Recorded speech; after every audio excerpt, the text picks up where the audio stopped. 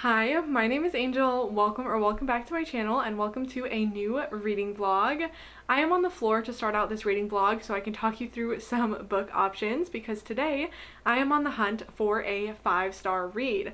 I've been lacking a little bit in the 5-star department this year. Fortunately, in the months of June and July, I was able to get 3 5-star reads total, but I still feel like I really haven't had a lot this year.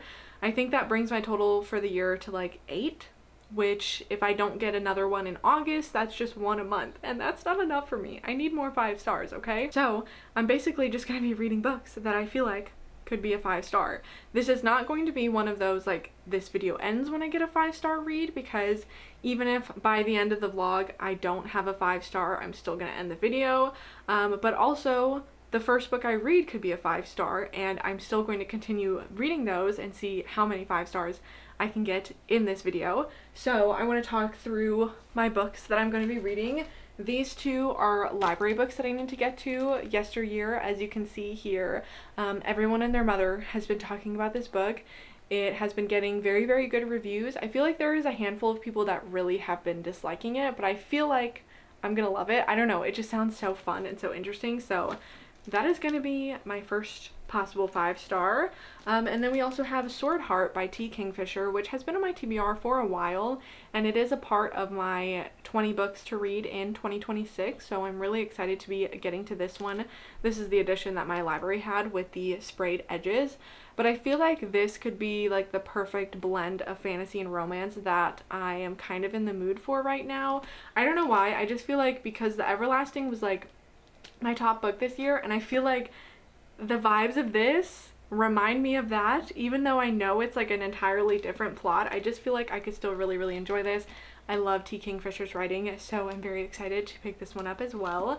So those are probably going to be the first 2 that I read. I do have another library hold that might come in while I'm filming this, but I'm not entirely relying on it. So if I finish those 2 and I don't have any other library books to go through, then we will come over to my physical TBR, which I feel like does have some options. The Ministry of Time is another one that's on my 20 books to read in 2026, and I do feel like I could really love this one. I think this definitely has that 5-star potential. Sea of Tranquility as well, I feel like could be a 5-star. Maybe some of the Frederick Bachmans, I don't know. I haven't read a Frederick Bachman in so long, but he was one of my favorite authors. I feel like he still is.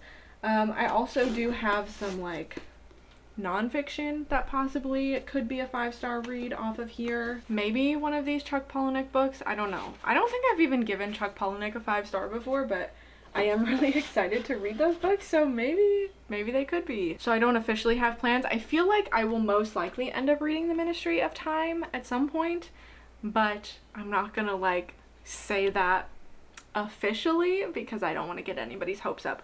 But the 2 library books I will most definitely be reading. So let's see how many 5 stars I can get in this video, because I need some 5 stars in my life.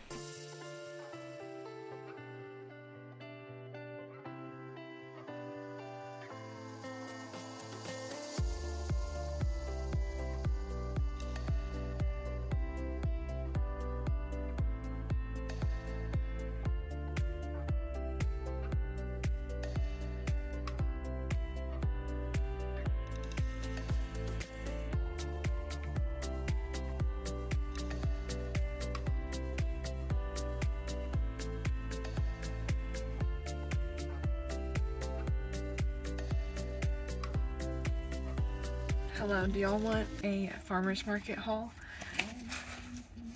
I'm still in the parking lot of the farmer's market, so there's people everywhere, and my windows are cracked, so hopefully nobody can hear me. Anyways, I got eggs. I came for eggs. I got some lettuce also because I have sandwich stuff for my lunches at work, so I needed lettuce. And then I got this little juice for my boyfriend. It's a grape apple juice. I don't know, he always loves fruit juice and he really likes grape, and it's farm fresh fruit, so why not? And those are my eggs. That's everything I got at the farmer's market. And then I just went, there's like a little cafe, my favorite little like indie cafe here, right down the road, and so there's free parking on the weekends. So I took advantage of that and I went down there and I got a matcha, and I did start Yesteryear. I got to page, this is my bookmark because I didn't bring one. I got to page 41. And I really like it. It's made me laugh. It's also shocked me a few times, and I'm really excited to keep reading. I just finished reading the first chapter of when she gets sent back. She's in 1855, I believe, and so she is still like freaking out, and she's like, "Who are you people? What are you doing? Take me home!" And her husband slaps her. So I'm very excited to get back into that, but I do want to go home and put my farmer's market stuff away. I have to go to Walmart and get a couple things. So I'm gonna stop talking now, because now there's somebody parking right in front of me. I gotta go.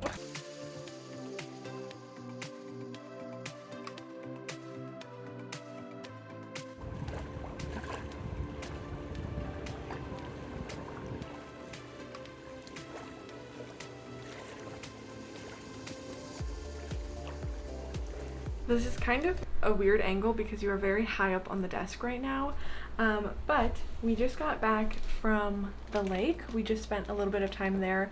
I did some reading, and now I just got to page 100 actually, chapter 13. I'm still using my little straw wrapper bookmark. I'm really liking this so far. This is one that, like, I know there's been so much hype about it, but I didn't want to buy my own physical copy because I didn't know how I was gonna feel.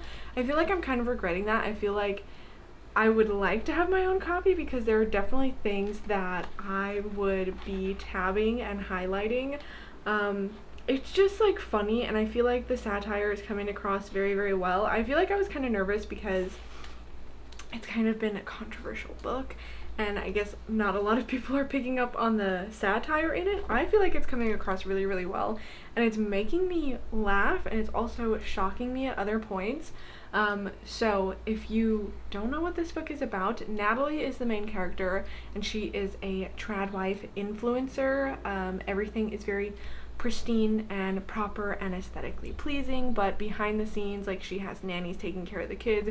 They have ranch hands that are doing like the farm work. Like, her husband does some of it, and she does like still do cooking and some childcare, but a lot of it is being done by other people behind the scenes, and it's just a very curated, picturesque lifestyle. And then she wakes up one day and she is transported back in time into 1855, and she has, like, her husband's there, but like something's off about him. All of her children are there, but they have different names and they like look slightly different. And I just think it's like very interesting so far because she's like, where am I? Like, take me home. Who are you? And they're just kind of like her family in the 1800s are just kind of, it feels like they're treating it as if like this has happened before and like this is a common occurrence. They're just like, oh my god, mom is acting up again, which I feel like, you know, maybe we'll dive deeper into that and it'll look into like hysterics in women of that time period and how easily they were dismissed as just kind of being crazy. But I really like that we're also getting flashbacks to like her upbringing, her going to college, her meeting her husband, having her first child, and all of the thoughts that are coming with that. She was raised very religious and kind of sheltered, so when she goes to college, like, a lot of people do kind of make fun of her, and she tries alcohol and really does not like it, and she's definitely like the subject of people's jokes there, and they make fun of her a lot. So it's just been interesting to see like her personality changing through those years, and then meeting her husband, and I'm just like really curious to see the build up to her like becoming this influencer and starting this Instagram account that she has. I think she has like 5 million followers across social media, and I'm really interested in, like I said, the build up to seeing how that came to be and what her motives were and her decisions with that. I think we're getting definitely a little bit of it, but I'm also really interested in like the past timeline as well and seeing where that is gonna go. Really, I honestly don't have a whole lot to say about it, but again, it is very shocking some things. Like, I can't even say because I feel like I'm too deep into the book now to like tell any plot points because I feel like that's just gonna give away too much. I am very excited to get back into this. I'm hoping to read another big chunk of it tonight, and let you know my further thoughts as we get deeper into the story and more things are happening and developing. I'm really liking this one so far.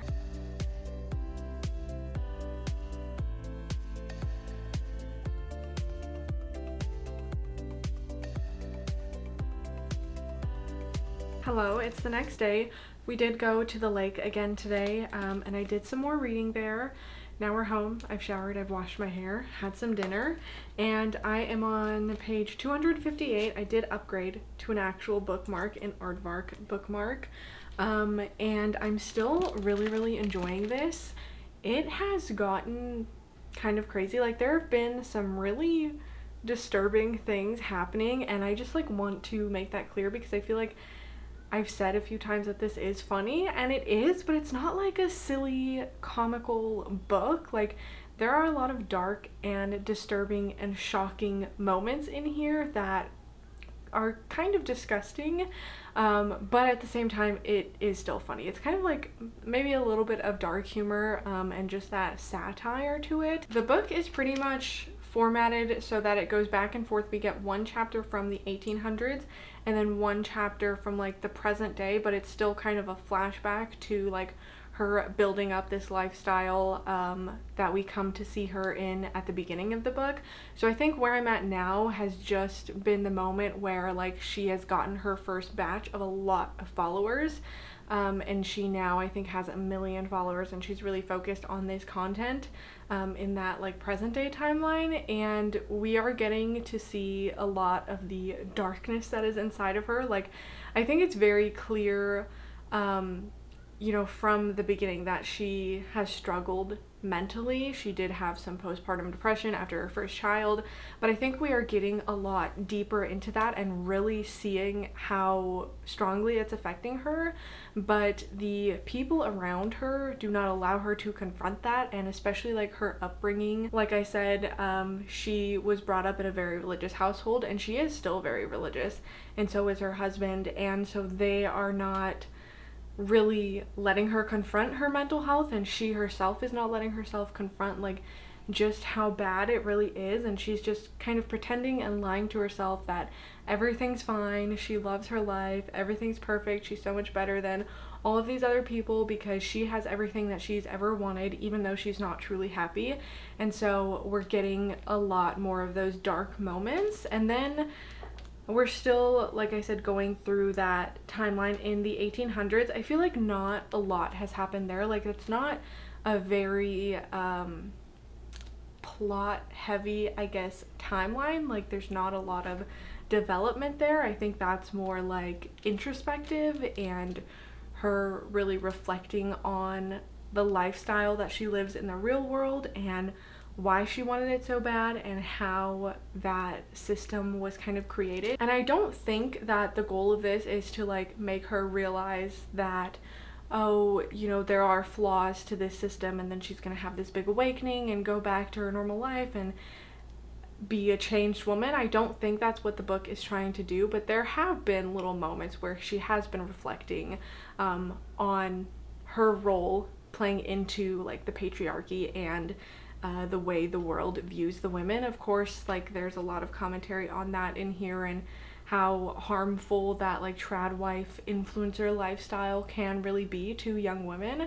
That's another thing that I'm really liking. I always like when there's kind of an influencer aspect to books, especially when it's like this and it's like a critique about it. I just think it's so fascinating to like follow in their head and see their like day to day and the content creation and the thought process that goes behind that, and how the things that they are presenting very clearly are not real to their life. And we're definitely seeing that a lot with Natalie. I'm really enjoying this. I think it is definitely kind of ramping up, and I have no clue what to expect for the ending. I think I might put it down for a little bit though. We are going to watch Obsession finally. I still have not seen it, so I don't know if I will pick this back up after that, but either way I'm gonna finish it either later tonight or tomorrow, so I will let you guys know my final thoughts. I think that it still has the potential to be a 5-star, but I have no clue where the ending might go and what is possibly going to happen. Like, is she going to go back to her normal life? Is she going to be stuck in the 1800s? Like, I feel like everything's just going to fall apart, and I'm here for it, but I don't know what that is going to mean for Natalie and her family.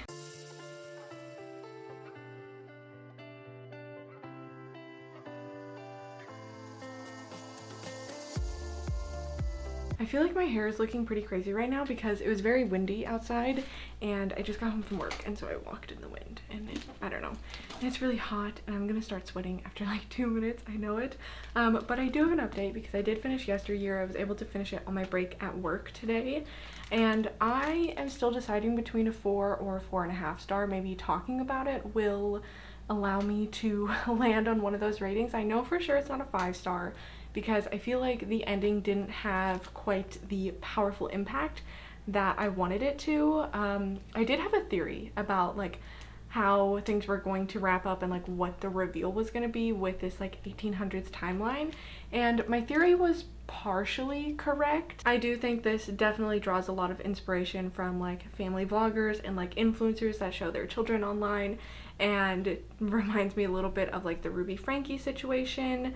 Obviously, I feel like this is a very extreme case of that, and I think that it is a little unrealistic in the end. Like, maybe you have to suspend your disbelief just a little bit, but I think what happens, although it's not like entirely realistic, it is still rooted in reality and does have a lot of realistic elements to it and really sad and dark elements to it. Like I said, this is pretty dark, to be honest, but I did really enjoy it. I feel like I read it so quickly. I liked the ending, I just didn't love it, but I feel like there's not a whole lot that I can really say about this without repeating things that I've already said. Obviously there's a lot of commentary and messages that could be talked about in here, with like influencer culture, trad wife culture, again with like posting children online, also like religion and kind of cult vibes a little bit. I do feel like I wanted a little bit more also from the end. Again, I can't say too much without giving things away, but like I wanted to see a little bit more of like the aftermath and how certain things played out with what we come to learn at the end of the story. But overall, I did really like this. I feel like it does live up to the hype, but I don't think that everybody's going to like it.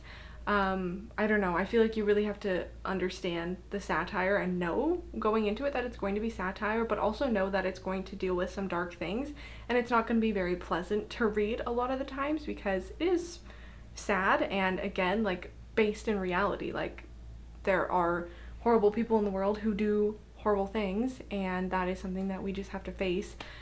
It is out there, but I understand if you don't want to read about it and you don't enjoy reading about it. That was Yesteryear, so I did not find a 5-star with this one, but we did come pretty close, so I'm not entirely unhappy about that. I am going to be reading Swordheart next.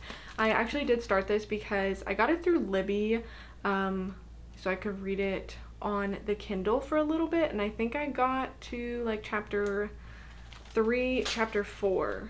Yeah, that's where I got when I was reading it on my Kindle, which is about 30 pages in, and it was making me laugh a little bit. I feel like things picked off very quickly. If you don't know what this is about a woman. She's like locked in this house. Her husband dies, and then her dead husband's great uncle kind of takes her in, and then for some reason leaves everything in his will to her when he dies, and so his family's very upset about that, and they basically have her like locked up in this house, and they want to pressure her into marrying one of the other men in the family, so that way, you know, they can get that inheritance money that they feel like they have a right to. So I wasn't expecting this, but the book starts off with her being like, I need to kill myself. That's literally the first line. Is Halla, I think that's how you say it. Halla of Rutgers Howe had just inherited a great deal of money and was therefore spending her evening trying to figure out how to kill herself. But she has a sword as decoration in this room that she's locked up in, and it's kind of like an ancient relic, and she pulls it off the wall because she's like that's the only real object she could use to take her own life. And when she unsheaths the sword, a man pops out, and he's like, I am the, what does he call himself? I don't know what the word is, but he is sworn to protect anyone who wields the sword, and that would be the woman who just pulled it out. And their dynamic, like, right away was very, very funny. A little bit, like, I don't know, I feel like I might get a little too quirky for my taste, but I did really like that beginning part that I read, and I feel like it's going very, very fast, so I'm excited to get back into this, and I will give you my further thoughts the more that I read. Oh, you can't even see that because there was a glare. Anyways, yeah, that's my update for now. Actually, I guess while we're here, I could give you my Obsession review. I liked it. Didn't love it. I feel like maybe all of the hype was like making me think it was gonna be like my new favorite. There are other horrors I feel like I've seen this year that maybe I like a little bit more, but this one was still really good. Like, don't get me wrong. The acting was phenomenal. I totally understand why everybody's talking about, I don't remember her name, but the female lead in there, and like her facial acting especially, it was very creepy. It had some really, really freaky moments, and I would like to watch it again. I did really enjoy it, and it did have me thinking, like, going to bed that night, I was like, is there gonna be somebody in my corner watching me sleep right now? Because that's kind of scary. Yeah, that's not really like a full review, but those are my thoughts on Obsession, if you were curious. So I am now 187 pages through Swordheart.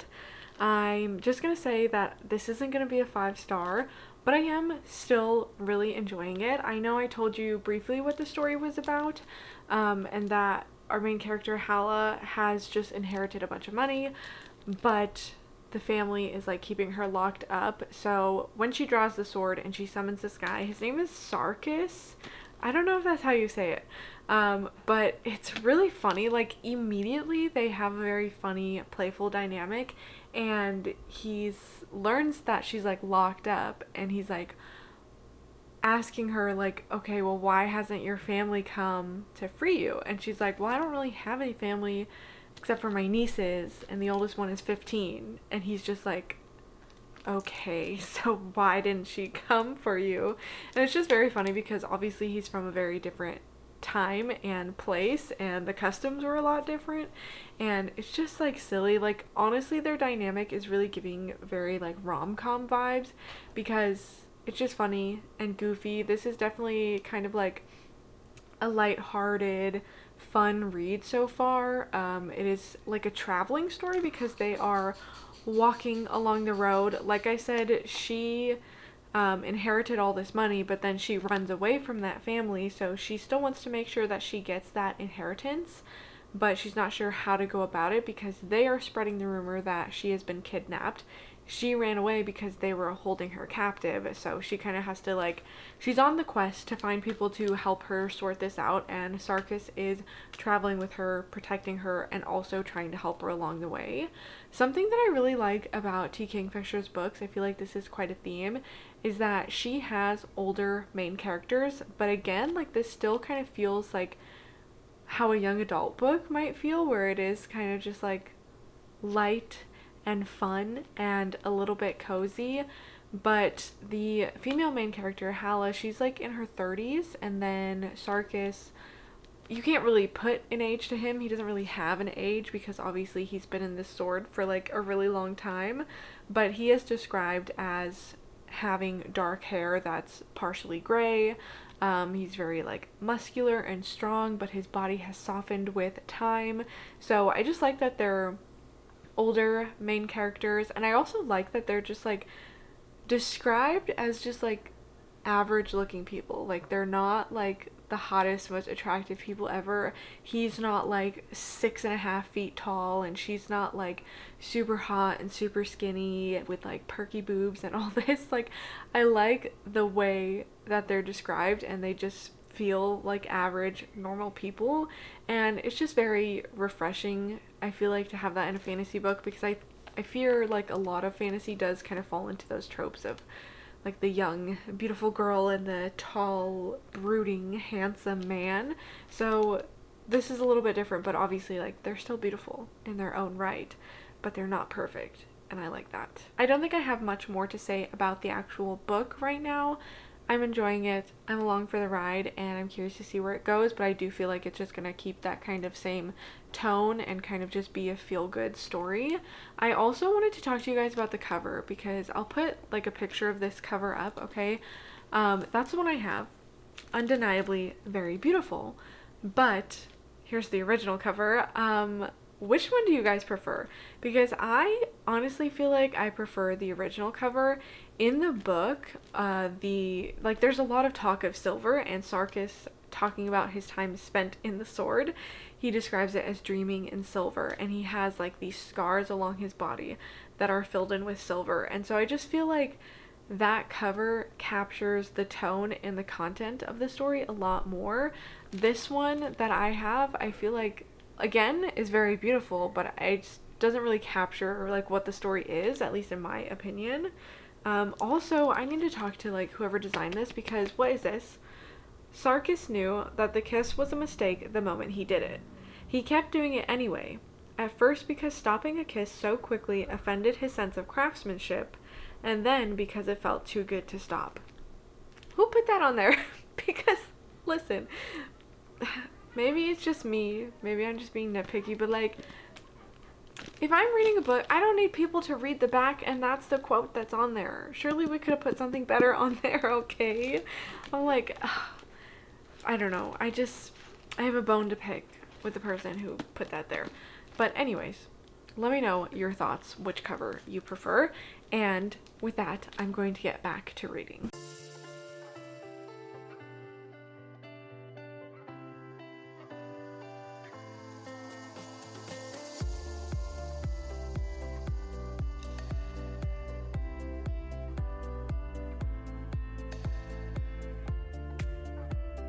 Hello. Today I went down to the quarry, as you guys saw, and I did a little bit of reading there. It was great. It was really, really lovely. I only ended up reading about like 40 or so pages because I did take a break to go like float around in the tube, but I also get so invested whenever we go to the quarry. There's two swimming quarries there. There's like a really big one that's always like really popular, and then the one I went to, which is smaller and not as busy, and that's also the only one that has sort of a beach. The other one you can't really like lay out in the sun, which is what I wanted to do. But I always get so invested in watching everybody jumping in, because like sometimes people will get nervous when they're up there and then they're just like up there waiting and they don't want to jump, and then I get invested and I'm like, well, now I need to like keep watching until they jump in, because the minute I look away then they're gonna jump and I'm gonna miss it. So it was a little bit distracting for reading this, but I did read a little bit there. And then I came home and I did some house cleaning and I made some food and I redid my nails because the nail polish was coming off. I used the same colors, but I just changed the order that they're in. And then I watched the drama. I liked that one. I think I would give it like 4 out of 5 stars. It was interesting. I don't have the desire really to watch it again, but I'm happy to have seen it. I think it was a good movie, but also like Call Me Crazy, I feel like everybody overreacted. Like I don't think it was that big of a deal. I don't know. I think like yeah, you know, it's probably good to like sit down and have a conversation with your significant other about this thing, but I don't think it was like that big of a deal. And also Rachel pissed me off. Anyways, but the other thing that I did today, the thing that we're all here for, is I finished my book. Literally like not very long ago. I just finished it and I enjoyed it, but I think I'm gonna give it 3.5 stars. It did kind of drag in the middle for me. Again, this is kind of like one of those like traveling on the road stories, and I was worried for a little bit there that it was going to be very like low stakes the entire way through and like nothing bad was gonna happen, but it did kind of ramp up a little bit and we did get into some dangerous situations and encounter some bad guys, and Hala and Sarkis, I still don't know if that's how you pronounce his name, they did have to do their fair bit of fighting to get out of the situation. I also feel like I wanted a little bit more from the romance. Like I wanted to feel their love and passion for each other a lot more than I really did. I don't know, I feel like I didn't really get to see a whole lot of what made them really care for one another and really love one another. So I wish the romance part was a bit stronger, but again, I really liked the characters. I liked the dynamic between everyone, and this is, at the end of the day, kind of like a cozy, feel good feeling in the end fantasy, which is, I guess, what I would expect from T. Kingfisher. I wasn't sure if I wanted to read the sequel. I think the sequel comes out this month, and I didn't know if I wanted to read it, but I found out it's gay, so now I feel like I might have to read it. But unfortunately this wasn't as good as I wanted it to be.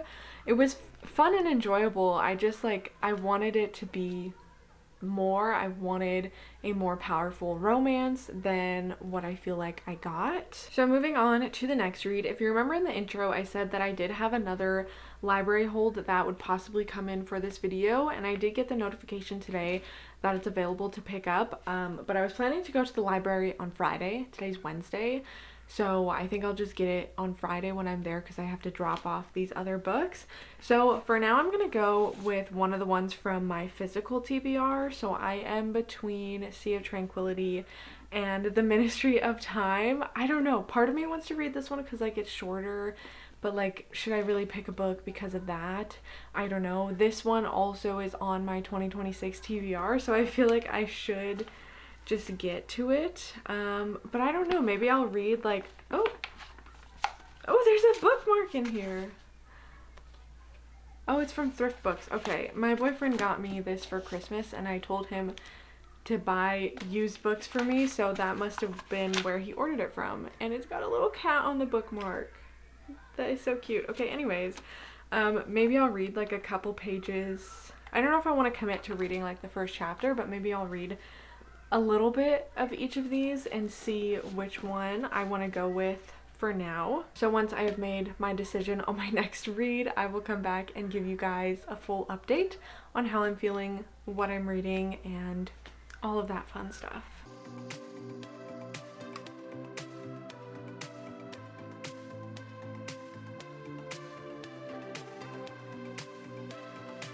If you can't already tell, I am coming to you post-workout, but let me put the dust jacket on.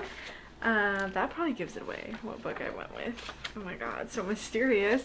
I did decide to go with The Ministry of Time. I think both of the books were so intriguing to me, but this one, I read like the first couple pages and I feel like the writing style pulled me in a lot more easily than Sea of Tranquility did, even though I'm still very, very interested in Sea of Tranquility.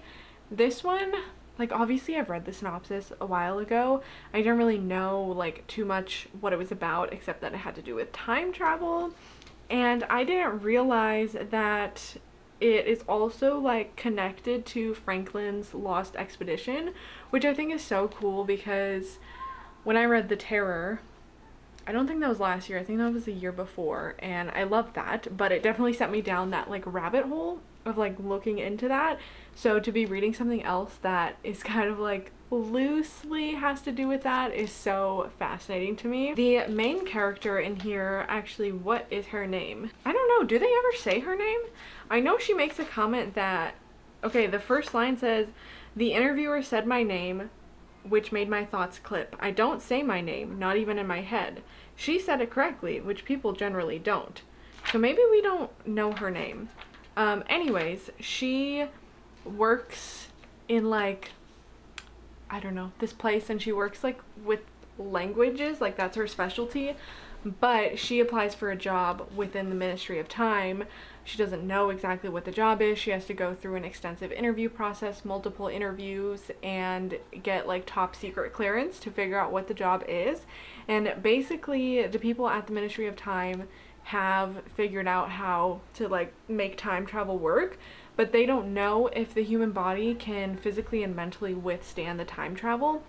So what they have done is they have gone back in time and taken people from like different decades and brought them to the present day, and then our main character and a few other people are assigned to be like companions, kind of like in charge of these people that they've brought back from the past, or brought forward from the past, just to like monitor them, to be there, like I said, kind of as a companion, and a friend really, and make sure that they are like mentally and physically adjusting to the actual time travel itself. So our main character has Lieutenant Gore from Franklin's Lost Expedition, which I think that concept is really, really cool and interesting. I am now on page 105.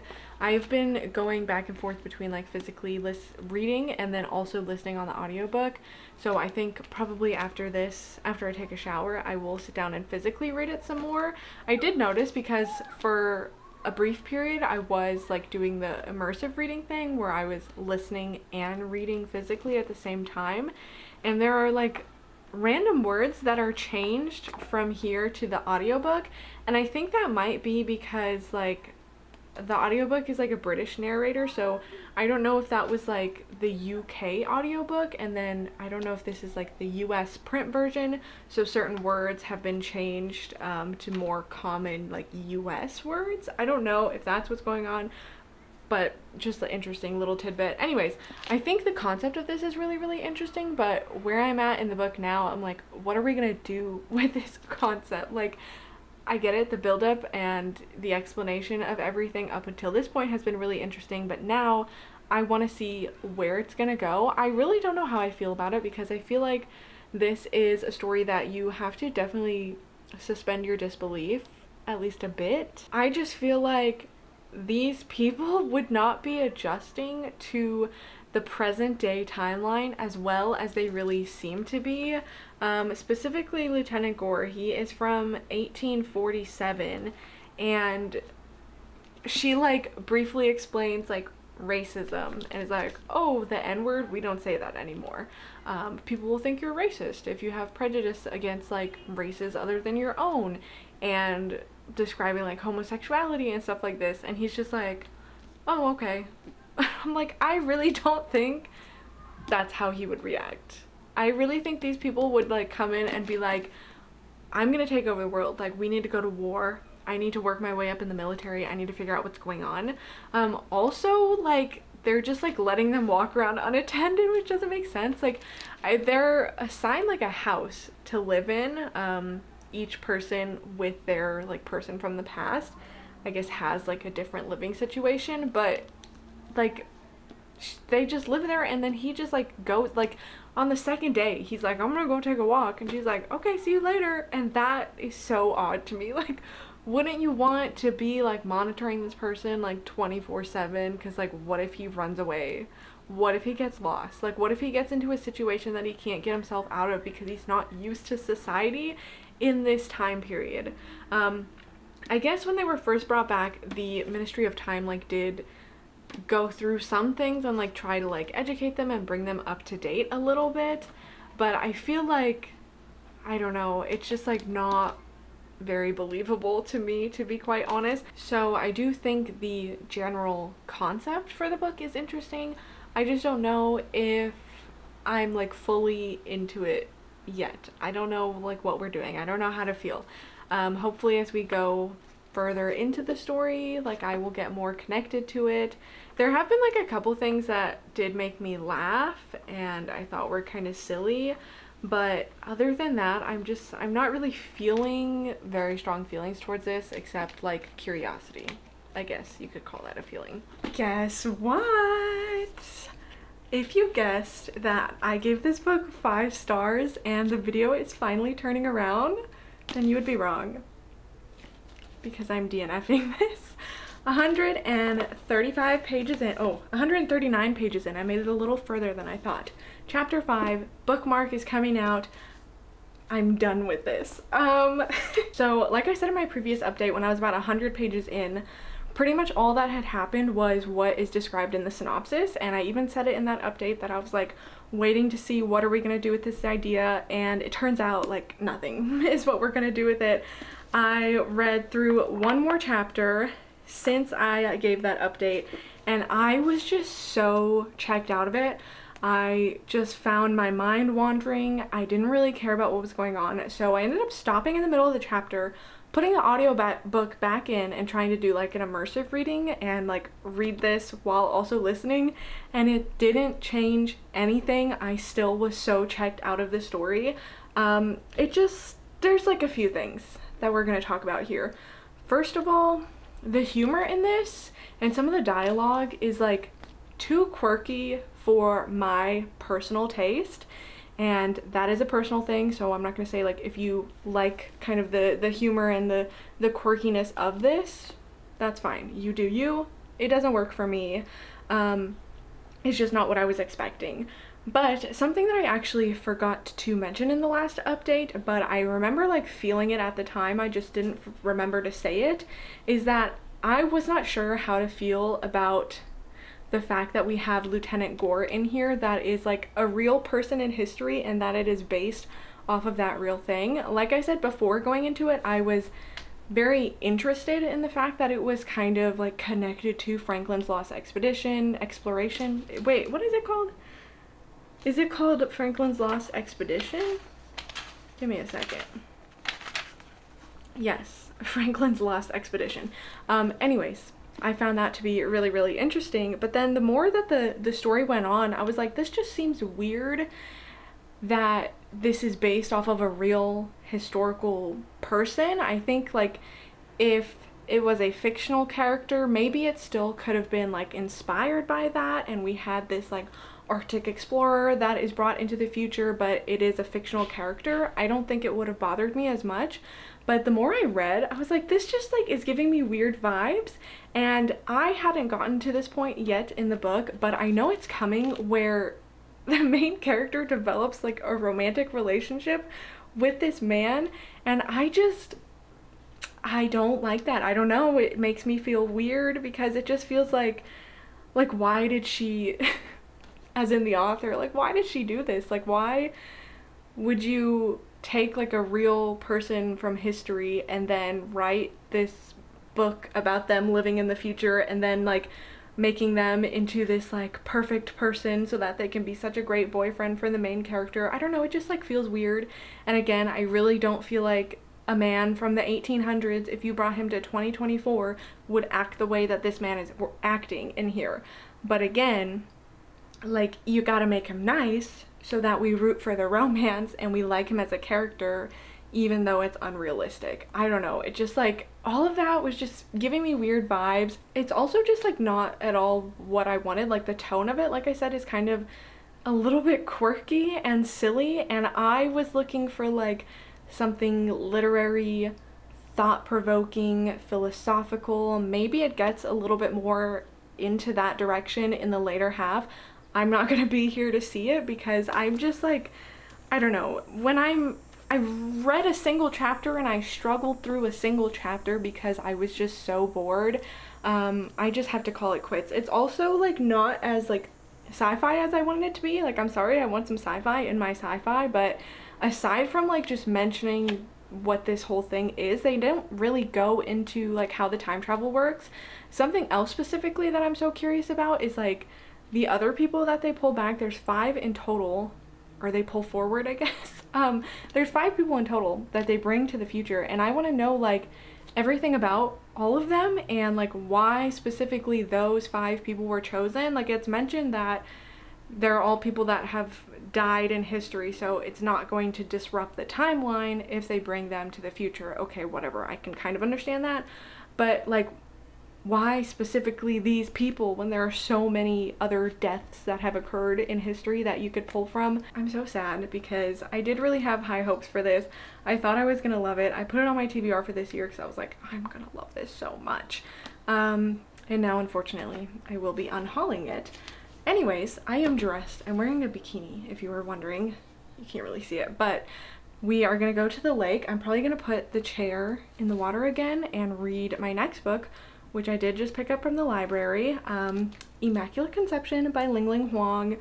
The thing about me is I read book synopses I think synopses is the correct word. Like I'll read a synopsis once, put a book on my TBR, and then forget everything about it, and then I like know I'm excited and I want to read it, but I don't remember what it's about. But Natural Beauty by this author was one of my favorite books in the year that it came out. Absolutely love that one, and so I'm so excited to go into this one. I feel like it's been getting a lot of good reviews. It's also a lot smaller than I thought it was going to be, so I'm gonna go to the lake and sit in the sun, sit in the water, and start this book, and hopefully have a lot better things to say about it. I need you to manifest with me, even though when you're seeing this, like this will already have been read, manifest with me that it's gonna be a 5-star, okay? Just do that, please.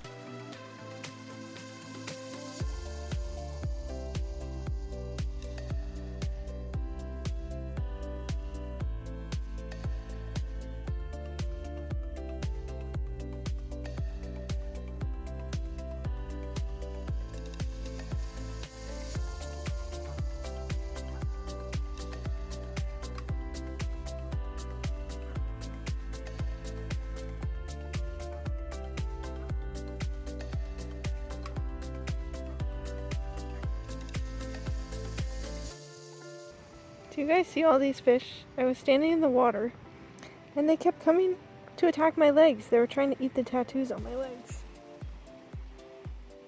Baby panfish has. This one?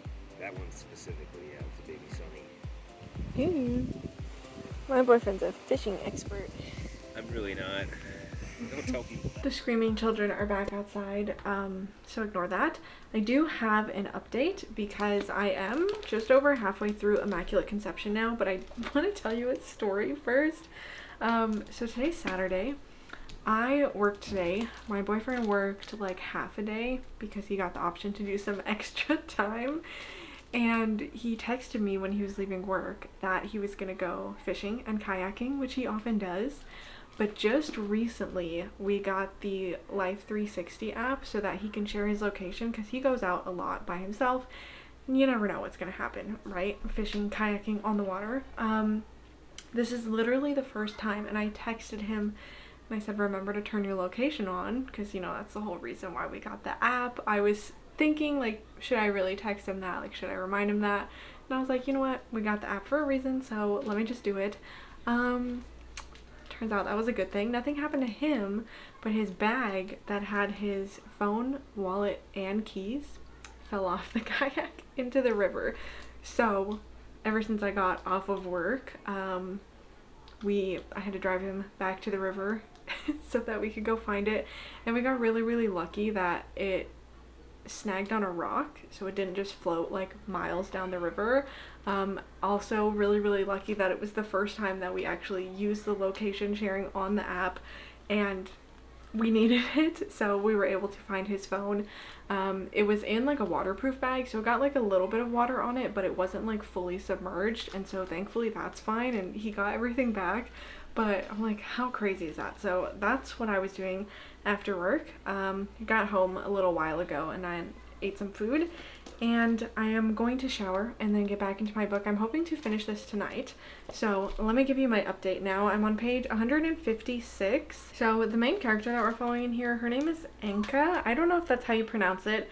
It is E-N-K-A, and she goes to art school. She grew up kind of like, her parents didn't really believe in like art and like art as a career, and they didn't really give her like art supplies and didn't really encourage her to be creative and expressive as a child. But she worked really hard and was very passionate about it, and ended up getting into an art school based off of, I don't know, something. But while she is there, she meets this girl named, I don't know how you pronounce this. Like, I want to say it's like Matilda or Mathilda.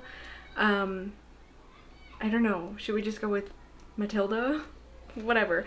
Anyways, she meets this woman and is like kind of instantly drawn to her. She's kind of like mysterious, and I feel like Enka is really like, I hope I'm saying that correctly, really looks up to her, and in a way does kind of envy her, because I feel like Matilda, I don't know how to say any of their names, she kind of has like what seems like her creativity just comes to her naturally, and she comes up with original ideas that everybody seems to love, and Enka, I think, is a little bit envious of that, but the two end up becoming very, very close. And I thought that this might be like kind of an obsession story, and I feel like sort of is, but not really. They just kind of develop like a natural friendship, and she does take on like a very caregiving role at times for Matilda, and really kind of like pushes her to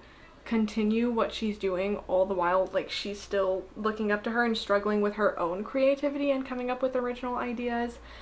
But there is a part of the synopsis that I am, like I said, over halfway through, and that hasn't come into the plot at all yet. Like, we haven't even gotten there. So if you don't know what that is and you don't want to know what that is, you can skip ahead. But Enka becomes involved with this tech company their mission is to increase empathy among people. And so what they have done is they are taking people's brains and like all of the memories and knowledge inside of their brain and downloading that into a different brain so that people can share like their memories and life experiences to increase that empathy between people. So according to the synopsis, Enka and Matilda do that, and Enka, I don't know how to say this, takes on Matilda's memories and starts to see like a lot of her past traumas. Both of her parents have passed away, and a lot of that and the emotions that she feels is impacting her art and creativity and like drawing a lot of inspiration for her. So we haven't even gotten there. Like, that has not happened just yet. But for the first half of the book, we go back and forth between two different storylines. We have then and now. Obviously, in the then timeline, that's in the past, we get to see the two of them like going to school and developing this friendship. And then when we flip to the now timeline, it is much further in the future. Enka is now in a relationship. She has children. She is excelling in her art career, and Matilda is kind of struggling and has a lot going on. There is something in here that I was not expecting to be in here, but it does make sense. I understand now why it's called Immaculate Conception, but it did get a little bit dark for a bit, which I was not expecting at all. So even though like the main plot, what's in the synopsis, hasn't yet happened, this has still been an enjoyable read. I really, really like Ling Ling Huang's writing style. I also feel like this is just kind of sprinkled with weird dystopian like sci-fi technologies that really paint a picture, a prediction of what our future could become, especially with like the ultra wealthy having access to these certain technologies that allow them to block the ugly parts of the world out, while the rest of us don't have that luxury and we have to suffer with that in our everyday lives. And it really is reminding me a little bit of this book, Hum by Helen Phillips, where that wasn't the focus of the plot, but this is littered with weird sci-fi concepts and dystopian events that just deeply unsettle you and kind of like paint a picture of what the world looks like. Like, you know, it's the near future, but you don't know exactly when it is, you don't know how we got there, but it kind of gives you an idea, like subtly, that it's similar to the present day timeline that we currently are living in reality, but is also like the dystopia is slowly sinking in. I really, really enjoyed this. We'll wait for that car to go by. I really enjoyed this, and in that way, it is reminding me of this, where we are getting like these very subtle, vague concepts to illustrate what state the world is in at the time of this story. And I really, really like that. I feel like there's so much conversation and commentary that could be had about this book. It also does briefly go into like generative AI and the impact that that has on like real human artists, and a lot of the students in this art school have to pull their work from shows, and even some people go as far as to destroy their art because people are coming online and using generative AI software and creating the same exact concepts of their physical art and then copywriting it. So if they do decide to go forward and try to like make a case out of it and say, no, I made this, I'm a person, I'm a human, I made this physical piece of art,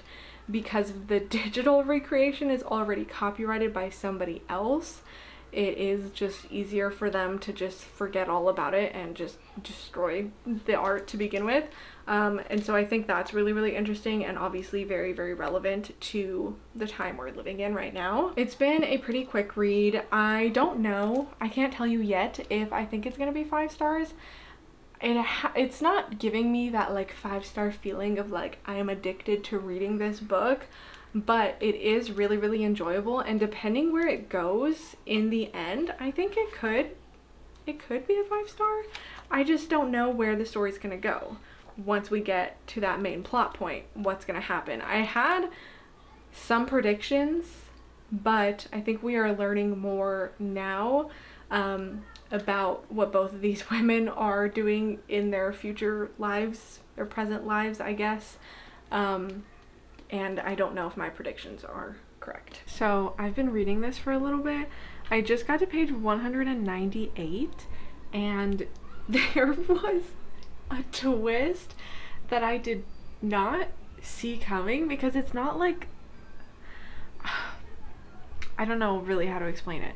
But it was like just this information that was dropped out of nowhere that I was like, excuse me, what? Like, no, at no point did this ever cross my mind as something that would be going on. But also 200 pages into the book and we are just now getting to that one part that's mentioned in the synopsis. So I would say if you don't remember the synopsis or you don't know anything about this, go in blind. Don't read the synopsis because I feel like it gives away too much. But it's definitely sci-fi. Like, it's a sci-fi horror for sure, and I am a little bit shocked at the moment. I'm just very caught off guard by the information that has just been revealed to us.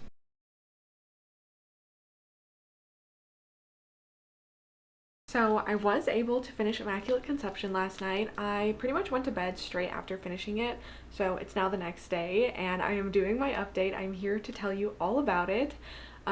This was really, really good, and this book shocked me in ways that I never saw coming. I don't think I ever could have predicted where this book was going to go in the end, but it was excellently done. Again, Ling Ling Huang is an excellent writer. I really want to buy my own copy and reread this in the future so that I can annotate, because there were so many good quotes, and again, just I feel like so many good conversations that could be had around ideas that are presented in the story, not only everything that I've already told you about, but it is really about like an obsessive friendship, but more than that, it's about envy and jealousy and the way that that can affect a person when you are kind of like living in somebody's shadow, and you have somebody else up on this pedestal and you have no place to go except lower than them in your mind, and the way that jealousy can make you act out. And that is truly what this book is about. But another big topic of it as well is trauma, which I really, really liked the way that was explored. The idea that, I mean, pretty much everybody has some sort of past trauma. Of course, some people have gone through a lot more than others and have a lot harder things that they've had to deal with, but everybody is entitled to deal with their trauma the way that they choose to and heal from their trauma in the way that they choose to. I think that everybody should have access to tools to help them heal, but again, like, healing is a very, very personal thing, and it has to be done on that person's own timeline. And so this kind of explores what that's like if you take away that choice from somebody, because trauma, you know, really changes a person, and it can change the trajectory of your whole life and the way that you perceive the world, and sometimes negatively, but a lot of times that can have positive impacts on you, and it is really about your choice to heal from that and take away what you want from that trauma. And I just like the way that there was a lot of discussion of that, and that is kind of a big focus of the plot. This does get dark towards the end. Again, it did shock me. There were little bits of information that were dropped on us throughout the story in the second half that genuinely caught me off guard and really shocked me, but it's not like a major plot twist, so I just want to like set the right expectations that there are shocking moments, but the plot doesn't do anything like super crazy. Like there's not like a big reveal or anything like that, but there are still moments that literally gave me pause and I was like, whoa, I did not see that coming. I really thoroughly enjoyed the second half of this book. I think I'm definitely going to be thinking about it for a while. I love the direction that it took, and I'm very happy to say that it's going to be 5 stars. I don't think I could not give this 5 stars for the way that it impacted me upon reading it. This is one that I'm highly going to recommend. I would say to check trigger warnings. There are a few things that come up that could be very sensitive topics for some people, so I would say look into that before going into the book. But I mean, it might give away some things of what the plot's gonna do, but I don't think you'll be spoiled for the entire end of the story if you check those trigger warnings. This was fantastic. I'm so glad that I finally read it, and this is another book on my 2026 TBR that I will be knocking off, and we finally found a 5-star for the video. I think I am just gonna read one more book. I am going to go ahead and start Sea of Tranquility next. I think maybe I should have chose this instead of The Ministry of Time, so I want to go back and right my wrong and read this, and hopefully we can find another 5-star before the end of the video. So once I start this and get a little ways into it, I will let you know how I'm feeling. Yeah, so I just sat outside for a bit because my intention was to soak up some sun and read my book. I got literally 10 pages into it and then my mom called me, so obviously we were talking, and then by the time the phone call was done, I was like hot and sweaty and I just needed to come back inside. So I'm gonna shower and cool down and hopefully not feel as gross, and then get back into my book. Hopefully that's the goal, at least. Fingers crossed. Let's see.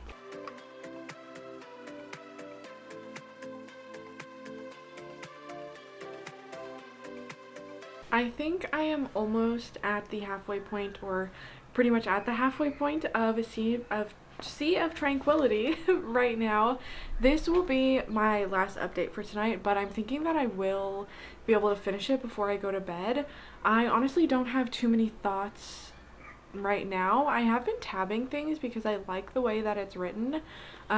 We are following 4 different like time periods in this book. So we start off in 1912, then we go to 2020, then we jump forward in the future to 2203, and then the current section that I'm reading right now is in the year 2401. It's clear that all of the stories are like connected, or all of the timelines are connected, but we obviously like it's still a little bit disjointed at the moment, and I feel like that's probably why I don't have a whole lot to say, because I'm waiting for everything to connect together. So after this chapter, the one that I'm reading, or the section that I'm reading, then we start to go backwards, where we go back to 2223, and then I think 2020, and then back to like the early 1900s, I think. So I'm very curious to see how everything is going to connect. But in all of these timelines, we have this like weird anomaly where random specific people have experienced like a glitch in the Matrix kind of, and they hear these like random violin sounds, and then we have a character who's appeared in all of these timelines that is kind of digging into that and trying to investigate that and asking these people for further information, like where exactly they were when they heard this, what they experienced. I think that there's definitely like a element of time travel in here, and I feel like I'm starting to come up with theories as to like who this person is and why they might be investigating this, but I am excited to see where it goes. Again, I really don't have a whole lot to say. There have been some like things that have been discussed that I think are really, really interesting. It is a lot about the pandemic and the end of the world, the apocalypse, but it's also about like, what is that word that I'm trying to think of? Colonialism? Is that correct? Like people coming into different places and like claiming them as their own and discovering them. It's also talking about that a little bit, which I do like. The font is pretty big. I feel like it's going by very, very quickly, so I do think that I can finish it tonight. So I'm gonna get back to reading. You won't see me again tonight because I'm gonna put my bonnet on and get comfy. I don't know if it's gonna be a 5-star. I feel like it still could be because I think I felt the same way in Station 11, where I was just kind of like reading along and I was like, okay, like what are we doing? Like where are we going with this? And then it all comes together and I really, really liked it. And it's kind of funny, I feel like this is probably inspired by Emily St. John Mandel's like real life experience, but there's one of the characters that we're following is an author and she's like on a book tour, and this woman comes up to her and says, I was so confused by your book. There are all these strands, narratively speaking, all these characters, and I felt like I was waiting for them to connect, but they didn't. The book just ended. She was like basically waiting for more, wanting to see how it all connected, and I feel like that's, again, probably something that the author has experienced in her life, but I also feel like that's just kind of giving a little bit of a vibe as to like what the book is and possibly may be in the end. Like maybe the ending will be quite abrupt. Okay, that's all from me for now. I will see you guys later.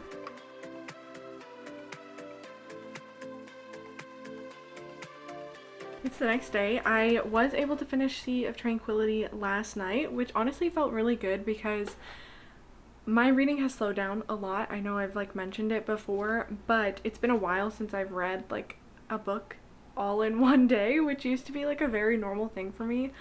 That was like majority of like my reading is I would finish a book a day, but I haven't done that in a while, so it felt really good. I felt so accomplished when I finished this last night. I did tab a whole bunch. I was even underlining things. I think I've just been like dying to annotate something because I'm reading so many library books that I've been really wanting to annotate and I just can't. So since I had the ability to annotate this one, I was doing it, I feel like, a lot more than I normally would. This was a really, really good book. I don't think that I'm sold on it being a 5-star, but I think I'm gonna land on 4.5 stars because it came really, really close, and I loved all of the themes in here. Like, I mean, I feel like it sums it up pretty well on the back. It says it's a novel of art, time travel, love, and plague. And that's exactly what it was. And I love books that have an element of time or time travel, and I feel like the way that that came into this was done so well. And then it also like gets, I feel like, a little bit metaphysical and discusses some things that I really, really was into, and I wish that there was more discussion of that certain aspect. I don't want to like say too much of it, but I do like that that was an element in the story, and I like the way that it ended. There was a part in this where I literally read like the first line in this chapter and then I realized what was happening, and I was just like, I need to put this down because it kind of like blew my mind a little bit. Even though I should have seen it coming, I still was like kind of shocked by that. Though I liked all of the themes and all of the discussion, I feel like it didn't have that super strong impact that I was wanting because it does jump around a lot through time and with different characters, and I feel like because of that I was never fully connected to all of the characters that we're introduced to, and so when we do kind of get that reveal at the end, I liked it, but it didn't have like that strong of an impact on me because I didn't feel fully connected to the characters.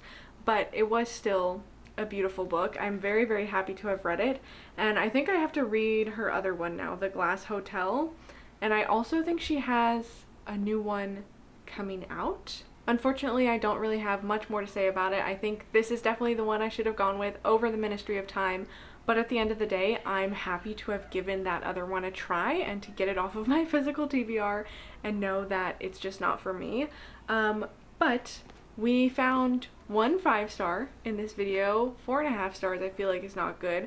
I think all of the books that I read were really, really good. Like Yesteryear, I was writing my review for that today, and it was just like bringing back all of the memories of reading that book, and I feel like maybe that one deserves to be rated higher. I think I gave it a 4, but maybe I need to put that one at like a 4.5 star. I do want to reread it, and maybe that will bump it up in the future.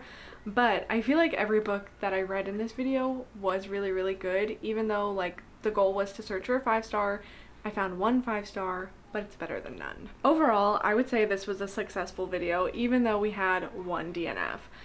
If you've made it this far, let me know down below what your most recent 5-star read was. And with all of that being said, thank you guys so much for watching, and hopefully I will see you next time.